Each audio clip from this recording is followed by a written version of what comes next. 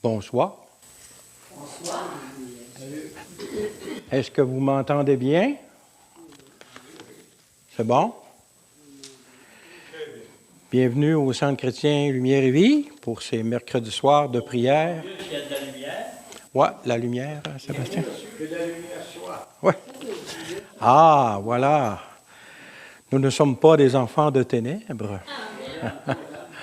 Je veux souhaiter la bienvenue à ceux de la chaîne YouTube Vivre avec le Créateur ou La vie d'en haut. C'est la 122e vidéo de cette chaîne. Alors ce soir, mon message s'intitule « Les 3 commandements ».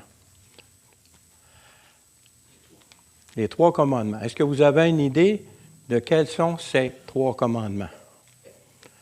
Tout le monde est familier avec les 10, mais les 3 commandements.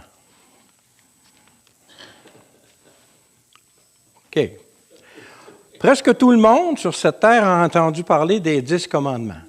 Tout le monde a entendu parler ce soir des 10 commandements? Hein? Oui. Soit que ce soit dans le cadre de leur religion ou dans le cadre d'une autre religion étrangère à leur façon de vivre. Entre autres, on peut parler des musulmans, ils ont entendu des 10 commandements, mais ça fait partie de leur religion, eux autres. On parlerait plutôt des bouddhistes ou de ces choses-là. Eux autres, ils n'ont pas la base, les descendants d'Abraham, à qui ont eu les 10 commandements. Ce concept des 10 commandements est bien sûr tiré de la Bible, la parole de Dieu sur cette terre. Ceux qui sont enfants de Dieu... Est-ce que tu n'as pas de micro? Oui? Monte-les un petit peu dans la salle. Monte-les. 1, 2. C'est 9, 10. 1, 2. Il est ouvert. Monte-les. 1, 2. Peut-être le master qui n'est pas assez. 1, 2. Non, on les entend mieux. Ouais, OK. Bon. Oh, la technique, hein? Merci Seigneur. Ah oui, là, je m'entends. Je ne m'entendais pas tantôt. Ben, je m'entendais, mais dans le dedans. Donc, ceux qui sont enfants de Dieu par l'action de Jésus le Christ, le Fils unique du seul Dieu vivant, se servent souvent de ces 10 commandements comme base de leur façon de vivre. Si nous regardons à ces commandements dans le contexte complet de la Bible, de la parole de Dieu, nous devons constater qu'ils ont été donnés par Dieu à Moïse pour le peuple d'Israël, afin que ce peuple soit clairement identifié à leur Dieu qui les a fait sortir d'Égypte, dans leur façon de vivre, autant en société que personnelle. C'est sûr que nous, enfants de Dieu par Jésus-Christ, nous sommes descendants d'Abraham. Comme la nation d'Israël est descendant d'Abraham, ça affecte donc notre vie. Ce peuple que Dieu lui-même a créé par la suite de la rébellion envers leur Créateur de toutes les autres nations, après qu'elles ont été dispersées lors de l'événement connu sur le nom de la tour de Babel, de la création à la naissance de la nation d'Israël, nous avons, en résumé, environ les 2500 premières années de l'histoire de l'humanité. Quand Jésus, qui est le Créateur lui-même, est devenu homme, il a résumé ces fameux 10 commandements en 2 grands, qui les couvrent complètement. Voyons un passage où nous voyons cette affirmation de Jésus et quel en est le contexte. Contexte toujours important. Nous allons aller dans Matthieu 22. Nous allons lire les versets 33 à 46. 33. OK. Matthieu 22, versets 33 à 46. 22, 33 à 46. La foule qui écoutait fut frappée par l'enseignement de Jésus. On comprend que Jésus n'était pas n'importe qui, c'est la parole vivante.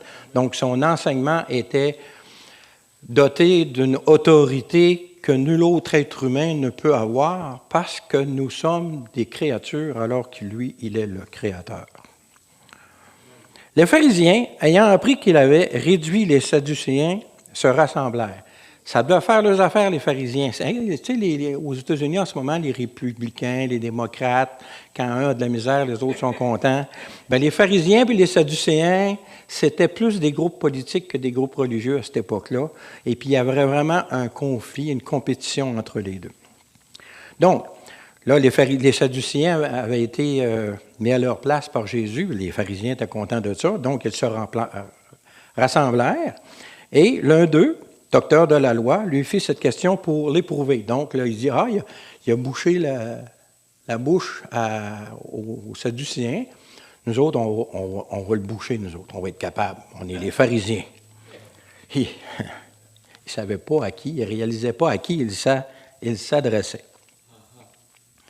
Donc, la question, verset 36, « Maître, quel est le plus grand des commandements de la loi? » Il faut en s'entendre ici, lorsque les pharisiens parlaient de la loi, ils ne parlaient pas juste des 10 commandements, mais ils parlaient des environ 620 ou 630 autres commandements qui avaient tiré de la loi, surtout des procédures là, pour faire des cérémonies reliées à leurs pratiques juives.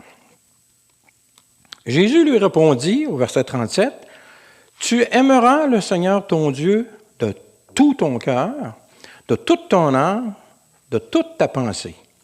C'est le premier et le plus grand commandement. Et voici le second, qui lui est semblable. Tu aimeras ton prochain comme toi-même. De ces 2 commandements dépendent toute la loi et les prophètes. » Donc Jésus affirmait ici le 600 commandements qu'il avait tirés de l'enseignement du livre de Lévitique et autres, étaient accomplis dans ces 2 commandements-là, autant que les 10 commandements. Continuons à lire pour avoir le contexte. Comme les pharisiens étaient assemblés, Jésus les interrogea en disant, « Que pensez-vous du Christ? De qui est-il le Fils? » Ils répondirent, « De David. » Et Jésus leur dit, « Comment donc David, animé par l'Esprit, l'appelle-t-il Seigneur, lorsqu'il dit, « Le Seigneur a dit à mon Seigneur, assieds-toi à ma droite, jusqu'à ce que je fasse de tes ennemis ton marchepied. » Si donc David l'appelle Seigneur, comment est-il son fils? Donc les pharisiens sont venus, ils ont posé une question pour piéger Jésus. Jésus répond, se revient d'abord, leur pose une question. Verset 46, « Nul ne put lui répondre un mot.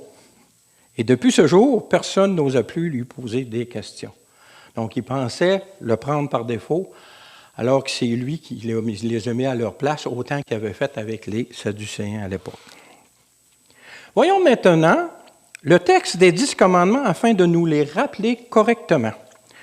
C'est un passage merveilleux, si riche en enseignements, que c'est facile de comprendre la notoriété de ces 10 commandements. Commençons par lire Exode 20, versets 1 à 7. Exode 20, versets 1 à 7. Nous allons lire, juste pour jusqu'au verset 20 d'Exode 20, mais commençons par ces versets. Donc, verset 1. « Alors, Dieu prononça toutes ces paroles en disant, « Je suis l'Éternel ton Dieu qui t'a fait sortir du pays d'Égypte, de la maison de servitude. » Ici, ça s'adresse clairement au peuple d'Israël qui venait juste de sortir du pays d'Égypte, suite au display d'Égypte à plein de miracles. « Tu n'auras, verset 3, « Tu n'auras pas d'autre Dieu devant ma face. » Premier commandement. Le deuxième commandement, « Tu ne te feras point d'image taillée ni de représentation quelconque des choses qui sont en haut, dans les cieux, et qui sont en bas sur la terre, et qui sont dans les eaux plus bas que la terre. Tu ne te prosterneras point devant elles, et tu ne les serviras point, car moi, l'Éternel, ton Dieu, je suis un Dieu jaloux, qui punit l'iniquité des pères sur les enfants, jusqu'à la 3e et la 4e génération de ceux qui me haïssent, et qui fait miséricorde jusqu'à 1000 générations à ceux qui m'aiment et qui gardent mes commandements. » On voit ici la justice de Dieu implacable, mais comment l'amour de Dieu est beaucoup plus grand. 4 générations et 1000 générations, bon, L'amour de Dieu surpasse toute autre chose. Ces 3 commandements sont directement reliés au culte raisonnable qui est dû au seul Créateur. Créateur de toutes choses. Et notion importante ici, non seulement, il ne faut jamais oublier cette notion, non seulement il a créé, mais c'est par lui que ces choses continuent d'exister. La sélection des chants ce soir, Sébastien, numéro 1, la prière de Pasteur Adéoda, c'est vraiment en accord avec mon message. Il y a vraiment ici une unité d'esprit. C'est même palpable. Je ne sais pas si vous le sentez, mais moi je le sens.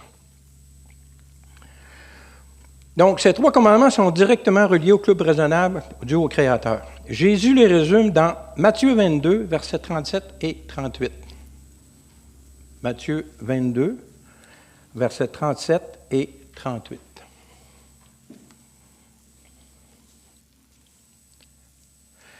Jésus lui répondit, « Tu aimeras le Seigneur ton Dieu de tout ton cœur, de toute ton âme et de toute ta pensée. » C'est le premier et le plus grand des commandements.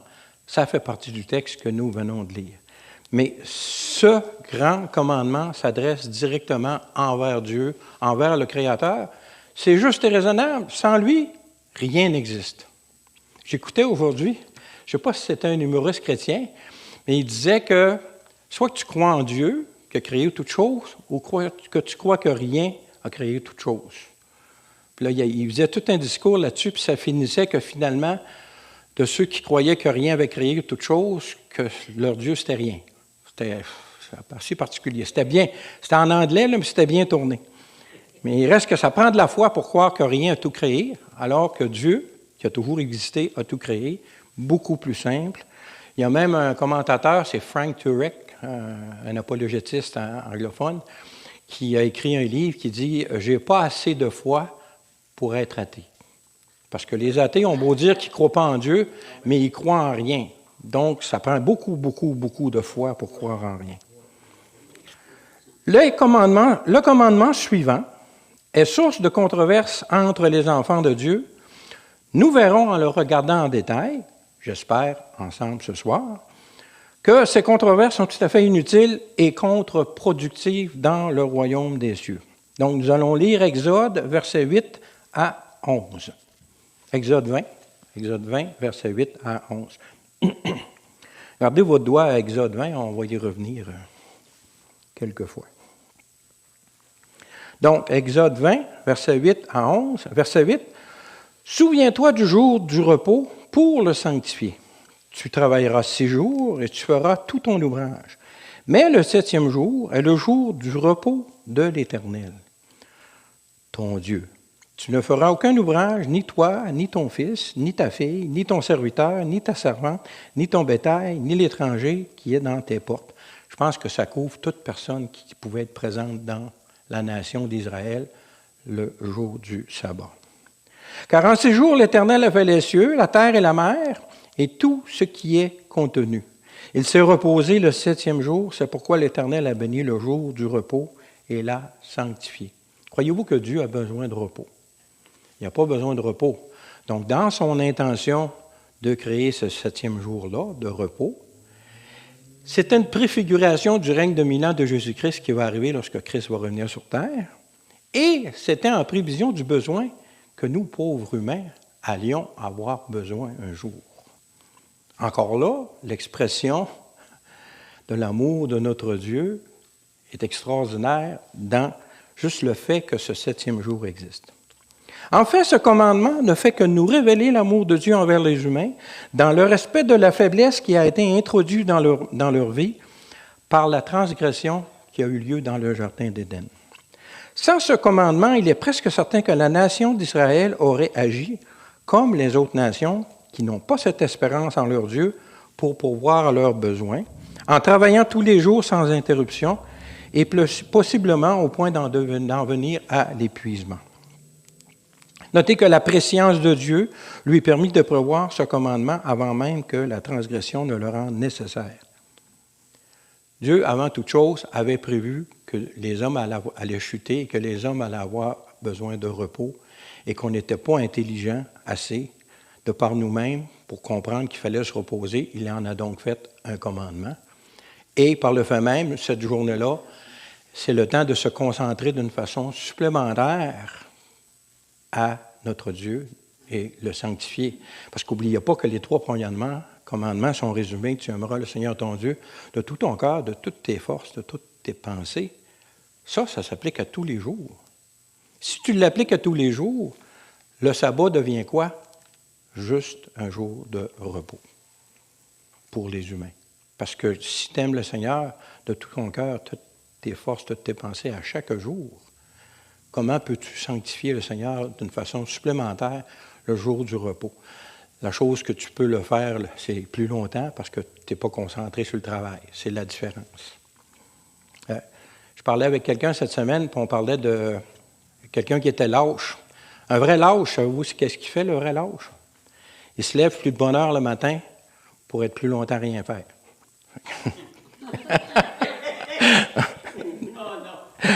Donc, continuons avec les autres commandements.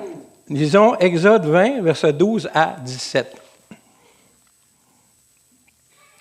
Exode 20, versets 12 à 17. Verset 12. Honore, c'est le 5e commandement. Honore ton père et ta mère afin que tous les jours se prolongent dans le pays que l'Éternel, ton Dieu, te donne. Notez que le commandement 4, les 3 premiers commandements ne se concentrent que sur Dieu. Le commandement 4, c'est comme un trait d'union entre Dieu et l'humanité. Tu sanctifies Dieu et tu reposes l'humanité que tu as besoin de repos. Puis après ça, on tombe dans les commandements liés directement à l'humanité, avec l'humanité. Donc, 5e commandement, ton père, ta mère, puis lui, il y a une promesse, afin que tes jours se prolongent dans le pays que l'Éternel, ton Dieu, te donne. Ça s'applique à toutes les nations. Les commandements, les 10 commandements s'appliquent à tout le monde. Mais est-ce que c'est tout le monde qui les suit? Ça, c'est une autre histoire. Le 6e commandement, verset 13, tu ne tueras point. Ici, en français, tu ne tueras point est équivoque un petit peu parce que si vous lisez l'histoire d'Israël, beaucoup de fois, Dieu a dit à Israël, va à telle place puis détruis telle nation, dévoue par interdit tous les animaux, tous les êtres humains, femmes, enfants, puis tout le monde. Le monde dit, quel Dieu cruel! Oh, il y a une raison à ça. Leur péché était au comble et c'était la punition pour leur péché. Donc, dans l'hébreu original, ici, c'est plus « tu ne commettras pas de meurtre ». Alors, le meurtre, c'est « tu le fais par motif personnel, tu le prémédites ». Voilà, tu le prémédites. Ouais, c'est ça. Ben oui, bienvenue dans le club. Tu le prémédites. Alors qu'un soldat qui fait son travail de défendre son pays et de tuer l'ennemi, il ne contrevient pas à ce commandement. C'est important de bien lire ces commandements-là dans le contexte général de la parole de Dieu. Plus je connais, plus j'étudie la parole de Dieu, plus j'ai le goût de la simplicité. C'est pour ça que les commandements donnés par Jésus, les 2 premiers que nous venons de voir, m'interpellent particulièrement. Ça me touche. La simplicité est beaucoup plus facile à appliquer concrètement dans nos vies que la complexité des 603 ou 610 commandements de la loi hébraïque. Continuons. Verset 14. Tu ne commettras point d'adultère, ça c'est clair. Tu ne déroberas point, tu ne voleras point. 16. Tu ne porteras point de faux témoignages contre ton prochain. Nous sommes rendus au 9e commandement. Et le 10e, le dernier, tu ne convoiteras point la maison de ton prochain. Tu ne convoiteras point la femme de ton prochain, ni son serviteur, ni sa servante, ni son bœuf, ni son âne, ni aucune chose qui appartienne à ton prochain. Je pense qu'ils sont clairs à identifier. 7 commandements, parce qu'on inclut le 4e, sont résumés par Jésus dans Matthieu 22 et confirmés par Paul dans Romains 13. Matthieu 22, versets 39 et 40, que nous avons lu tout à l'heure, que nous le relisons maintenant. Et voici le second qui lui est semblable, tu aimeras ton prochain comme toi-même. De ces 2 commandements dépendent toute la loi et les prophètes. Romains 13, Paul en remet. Romains 13, versets 8 à 10. Romains 13, versets 8 à 10. Ne devez rien à personne si ce n'est de vous aimer les uns les autres, car celui qui aime les autres a accompli la loi. Donc, c'est les paroles de Jésus dites autrement. Verset 9. En effet, les commandements, tu ne commettras point d'adultère, tu ne tueras point, tu ne déroberas point, tu ne convoiteras point, et ceux qui peut encore y avoir se résument dans cette parole, tu aimeras ton prochain comme toi-même. C'est important ici de comprendre que le commandement dit « aime ton prochain comme toi-même ». On peut tirer de la parole qui est dite ailleurs « fais pas aux autres si tu ne veux pas qu'on te fasse ». Donc, dans les derniers versets du passage de Exode 20, c'est-à-dire de 18 à 20, que nous allons lire dans quelques instants, de notre passage d'aujourd'hui, nous voyons la nécessité de l'existence des rites cérémoniels des fêtes de l'Éternel. Donc, les 600 quelques commandements qui ont été rajoutés et toutes les lois de l'Éternel, la fête des pains sans levain, les jours, l'expiation, les trompettes, la Pâque, le premier fruit, etc. Les rites cérémoniels des fêtes de l'Éternel donnés, entre autres, dans le livre de Lévitique 23. Les rites qui sont simplement une relation temporaire par personne interposée entre Dieu, le Dieu parfait, et les humains tellement imparfaits que nous sommes. Cette forme de relation est devenue inutile depuis que Jésus est mort et ressuscité pour permettre la nouvelle naissance à tous ceux qui y croient en lui. Donc, l'alliance précédente préparait l'alliance finale qui est en Jésus-Christ lui-même. Donc, lisons Exode 20, versets 18 à 20. Exode 20, versets 18 à 20. C'est tout de suite après après le 10e commandement, il s'est passé ce qui se produit là. Tout le peuple entendait les tonnerres et le son de la trompette. Il voyait les flammes de la montagne fumante. À ce spectacle, le peuple tremblait et se tenait dans l'éloignement. Je vous encourage à aller lire ce passage d'Exode 20 dans son contexte. L'Exode 19, Exode 20, Exode 21, c'est une histoire fascinante. C'est pas juste une histoire de conte de fées, c'est des faits réels qui sont arrivés sur cette terre. Je me souviens plus que le pays, maintenant, il y a une montagne là, qui est brûlée depuis des années, puis ça correspondrait parfaitement à l'endroit où Dieu s'est manifesté. Plein de vidéos là-dessus sur Internet. Donc, les affirmations clés... Oh, non, pas lu, on va lire notre passage avant. Lisons, verset 18, ça va mieux. Allez. Tout le peuple entendait les tonnerres, le son de la trompette, et il voyait les flammes de la montagne fumante. À ce spectacle, le peuple tremblait et se tenait dans l'éloignement. Avec raison. Moi, si j'avais été là, j'aurais fait comme eux autres. Ils dirent à Moïse, « Parle-nous toi-même et nous écouterons, mais que Dieu ne nous parle point de peur que nous ne mourions. » Et ils avaient raison. Moïse dit au peuple, « Ne vous effrayez pas, car c'est pour vous mettre à l'épreuve que Dieu est venu. » Dieu est descendu sur terre même, puis il a agi d'une façon concrète et puissante. Et c'est pour que vous ayez sa crainte devant les yeux, crainte avec raison, parce que nous devons notre existence à sa puissance qu'il renouvelle chaque jour. Devant les yeux, afin que vous ne péchiez point. Les commandements sont venus quelques moments plus tard, ou avant, je pense, les commandements. Contexte, pasteur, j'ai perdu le contexte. Je pense que les commandements sont arrivés. Ben, il vient de les donner. Donc, c'est avant. Merci Seigneur pour ta parole. Alléluia. Les affirmations clés ici sont mettre à l'épreuve, crainte devant les yeux et ne péchez point. Mettre la crainte devant les yeux. C'est vraiment que les gens réalisent, le peuple d'Israël réalise que ce n'était pas n'importe quel Dieu, c'était le Dieu des dieux, le seul Dieu, le créateur de toutes choses. Cela étant dit, au point où nous en sommes dans cet enseignement, la question qui se pose maintenant, c'est si toute la loi et les prophètes sont résumés en 2 commandements, alors pourquoi ai-je nommé ce message les 3 commandements? Est-ce que vous avez des réponses à ce point-ci de notre discussion? Pas? Quand je vais le dire, je vais dire « Ah oui! » C'est juste que moi, je les ai mis ensemble. Chose qu'on ne fait pas naturellement. Donc, la réponse se trouve dans Jean 13, versets 31 à 38. C'est quoi la question? C'est quel est le troisième commandement des trois commandements? OK, d'accord. OK, tu n'avais même pas compris la question. Ouh, on a du chemin à faire. OK, parce que j'ai nommé mon message trois commandements, nous venons d'en voir deux. Aime Dieu de tout ton cœur et ton prochain comme toi-même. Ça en fait deux, il en manque donc un troisième. OK. Donc, verset 31 de Jean 13.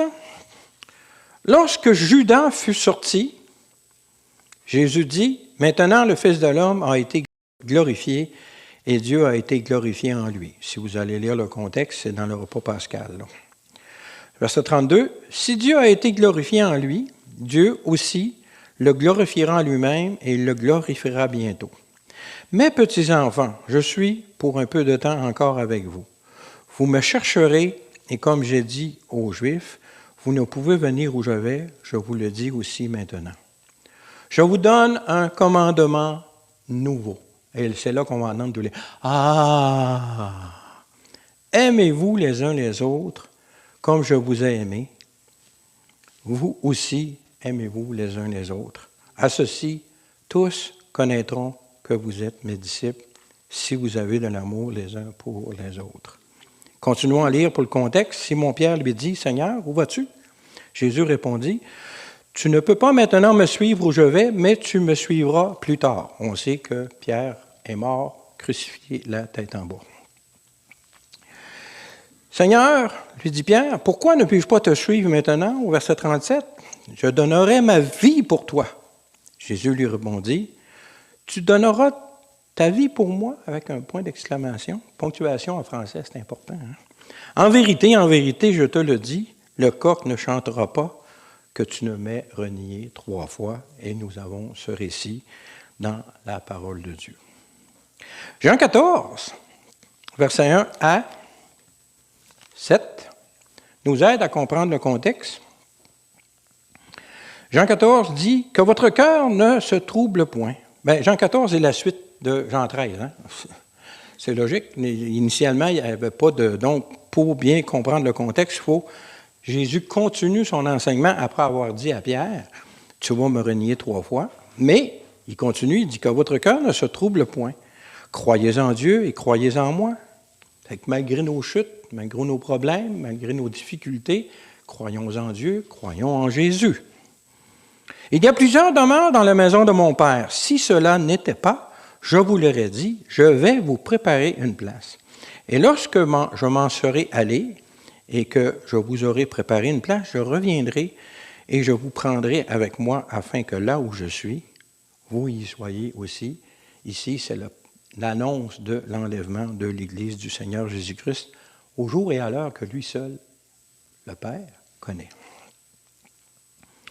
Jésus, homme, ne le sait pas parce que nous sommes le corps de Christ sur cette terre et nous ne le serons pas avant que cela arrive. Et si c'est comme ça, c'est parce que c'est bien ainsi. Amen. Verset 4. Vous savez où je vais et vous en savez le chemin.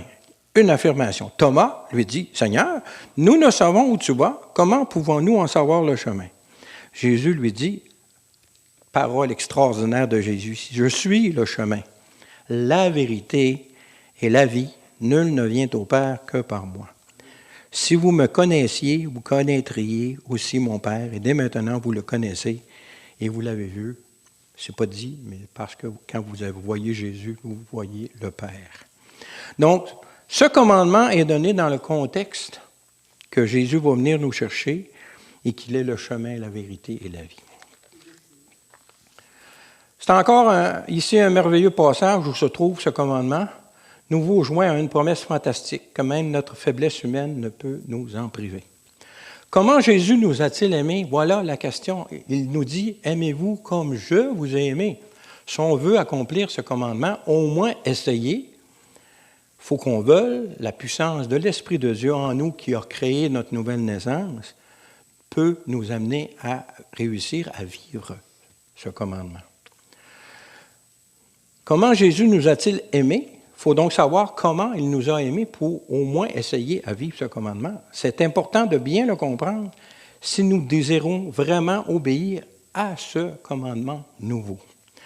Voyons dans Jean 15, 9 à 14. Jean 15, 9 à 14. Nous pouvons lire, donc Jean 15, versets 9 à 14. Verset 9. « Comme le Père m'a aimé, je vous ai aussi aimé. Demeurez dans mon amour. Si vous gardez mes commandements, vous demeurerez dans mon amour. De même, quand j'ai gardé les commandements de mon Père et que je demeure dans son amour. Je vous ai dit ces choses afin que ma joie soit en vous et que votre joie soit parfaite. » Chaque personne qui est sauvée est une joie parfaite pour le Seigneur. On est précieux à ses yeux. On est précieux. Peu importe ce qu'on vit en ce moment sur cette terre, les difficultés, les problèmes, on est précieux aux yeux de notre Sauveur. Verset 12. « C'est ici mon commandement. Aimez-vous les uns les autres comme je vous ai aimé. Il n'y a pas de plus grand amour que de donner sa vie pour ses amis. Vous êtes mes amis si vous faites ce que je vous commande. » Donc ici, comment Jésus nous a-t-il aimés? Et il a donné sa vie pour chacun d'entre nous. Je parlais avec mes personnes dans l'autobus aujourd'hui, puis c'est aujourd'hui ou hier, peu importe, c'est cette semaine, on parlait qu'il n'y avait rien de gratuit. Moi, je vous ai dit, oui, il y a une chose qui est gratuite, c'est le salut en Jésus-Christ. Mais j'ai continué, j'ai dit, par contre, pour Jésus-Christ, ça l'a coûté cher. Pour nous, c'est gratuit. Puis là, il y a eu plein de conversations. Les personnes que je transporte sont tellement attachantes, puis leur niveau de conversation est différent, mais un a fait son signe de croix, d'autres ont fait plein de remarques, mais toutes des remarques pas du tout déplacées, au contraire, dans le même sens de ce que je disais. Puis on a passé un bon moment ensemble. Donc, Jésus nous a aimés en donnant sa vie pour notre salut, pour enlever ce qui nous séparait de la présence de notre Créateur, qui est source de vie. Toute vie vient de lui. Si on veut avoir la vie éternelle, il faut être en communion avec lui. Notre péché nous séparait de lui. Christ a payé ce prix une fois pour toutes, pour ceux qui se confient en lui, qui fait que maintenant, nous sommes en communion avec Dieu et nous avons cette vie éternelle qui vient de la relation avec Dieu. C'est merveilleux, c'est merveilleux. Il a payé le prix pour nos transgressions, notre péché qui est l'ensemble de nos manques d'amour. Les commandements de Jésus, c'est « aime Dieu, aime ton prochain, aimez-vous comme je vous ai aimé ». Ça accomplit toute la loi. Si tu aimes, tu ne pêches pas. Donc quand tu pêches, tu manques d'amour. L'amour selon Dieu, et non pas l'amour selon le monde, qui est galvaudé, qui est déformé, qui est beaucoup plus une façon de manipuler les gens pour les garder dans nos vies afin qu'on puisse s'en servir aux besoins. Alors que l'amour de Dieu est clair et précis. La vie éternelle est dans la communion avec notre Créateur qui n'est possible que lorsque nous sommes sans péché. Et la seule façon d'avoir une vie sans péché, c'est d'échanger notre vie de péché avec la vie parfaite de Jésus-Christ. Merci Seigneur pour ce sacrifice extraordinaire. Le verset 15, Jean 15, verset 9, qu'on nous venons de lire, « Comme le Père m'a aimé, je vous ai aussi aimé, demeurez dans mon amour. » Ce verset-là est expliqué comment est-ce que Jésus nous a aimés, est expliqué par les deux passages suivants qui nous révèlent que l'amour est avant toute chose une décision, un choix que nous devons faire. Voyons Jean 3, versets 16 et 17. Jean 3, versets 16 et 17. Passage que tout le monde connaît, verset 16, mais beaucoup oublient le verset 17, ce qui est important, quant à moi, de le lire avec. « Car Dieu a tant aimé le monde qu'il a donné son Fils unique afin que quiconque croit en lui ne périsse point, mais qu'il ait la vie éternelle. Dieu, en effet, n'a pas envoyé son Fils dans le monde pour qu'il juge le monde, mais pour que le monde soit sauvé par lui. » Et dans Jean 10, versets 17 et 18, nous voyons une chose extrêmement importante ici. L'amour est une décision, donc ça doit être un acte volontaire. Verset 17 de Jean 10 dit « Le Père m'aime parce que je donne ma vie afin de la reprendre. » Jésus-Christ a décidé de donner sa vie Il a donné sa vie. Il a décidé de nous aimer. Comme Dieu a décidé de donner son Fils pour nous aimer, le Fils a décidé de nous aimer en donnant sa vie. Comprenez-vous que les sentiments, c'est beau. C'est un don de Dieu, les sentiments, mais ça ne doit pas être les sentiments qui nous dirigent. Nous devons décider d'aimer. D'aimer. Verset 18. « Personne ne m'ôte la vie, mais je la donne de moi-même. J'ai le pouvoir de la donner et j'ai le pouvoir de la reprendre. Tel est l'ordre que j'ai reçu de mon Père. » La volonté que Dieu nous a donnée nous permet de choisir d'aimer Dieu ou de ne pas aimer Dieu, d'aimer nos prochains ou de ne pas aimer nos prochains, ou de s'aimer entre disciples comme Christ nous a aimés. Volonté, c'est le début de l'amour. Ensuite, les sentiments viennent. En conclusion, Dieu a aimé. Jésus a aimé et ils ont donné. Cependant, ce troisième commandement, donc on a complété 1, 2, 3, nécessite une condition particulière afin d'avoir la capacité de le vivre, et c'est d'être disciple de Jésus-Christ. Le commandement au complet dit « Aimez-vous les uns les autres, comme je vous ai aimé, à ceci tous connaîtront que vous êtes mes disciples. » C'est ça. Donc, les deux premiers commandements s'adressent à toute l'humanité qui est créée à l'image de son Créateur. Les hommes ont été créés à l'image de Dieu. Alors que ce troisième s'adresse uniquement à ceux qui sont ses disciples, qui sont ses enfants. Jean 13, versets 34 et 35 nous dit, Jean 13, versets 34 et 35 nous dit, « Je vous donne un commandement nouveau, aimez-vous les uns les autres comme je vous ai aimé, vous aussi aimez-vous les uns les autres, à ceci tous connaîtront que vous êtes mes disciples, si vous avez de l'amour les uns pour les autres. » Décision essentielle. On parle à différentes personnes, différents enfants de Dieu, de différentes sortes d'assemblées, avec différentes façons de croire pratiquement la vie chrétienne sur cette terre. Nous devons les aimer. Nous devons aimer la vérité et nous devons les aimer, respecter le cheminement de chacun. C'est très, très, très important. Parce qu'on a tendance, quand tu es jeune chrétien, tu écoutes un prédicateur sur Internet ou quoi que ce soit, tu dis « Ah, lui, il n'y a pas de Dieu de notre côté. » Oh, les moteurs! Il est en cheminement. Quand j'étais jeune chrétien, on a une chanson qui disait, je ne me souviens pas de l'air, mais il disait « Sois patient avec moi parce que je ne suis pas terminé, le Seigneur travaille sur mon cas. » C'était pas là. Tu regardes vers moi, tu n'aimes pas ce que tu vois. Voilà. Dis-toi bien que le Seigneur, que je ne suis pas encore fixé. Oui, c'est ça. C'est dans ce genre-là.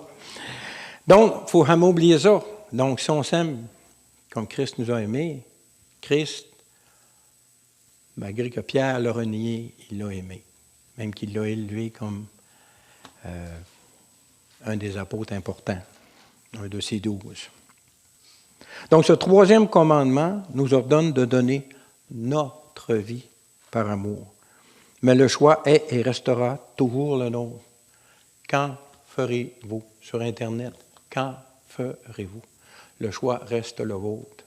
Le choix reste le vôtre. Mais ce qui est beau, c'est que lorsqu'on fait le choix d'aimer et de donner notre vie pour les autres, Christ nous appuie et nous donne la puissance de le faire. Les difficultés qu'on vit des fois, que ce soit des séjours à l'hôpital, que ce soit des accidents, n'importe quoi, on ne sait pas quel genre de rencontre que ça produit. Je parlais avec Sébastien et Éric sur le Zoom, là, que j'ai dans ma chaîne YouTube, et puis on discutait de même, sans pouvoir le prouver. Le déluge s'est produit sur un certain nombre de jours. Mais les gens, avant que l'eau monte assez qu'ils ne puissent plus aller nulle part, puis ont fini par noyer, suite à la prédication de Noé, qui a eu pendant 120 ans, combien de ces gens-là se sont peut-être repentis et ont invoqué le nom du Seigneur Jésus?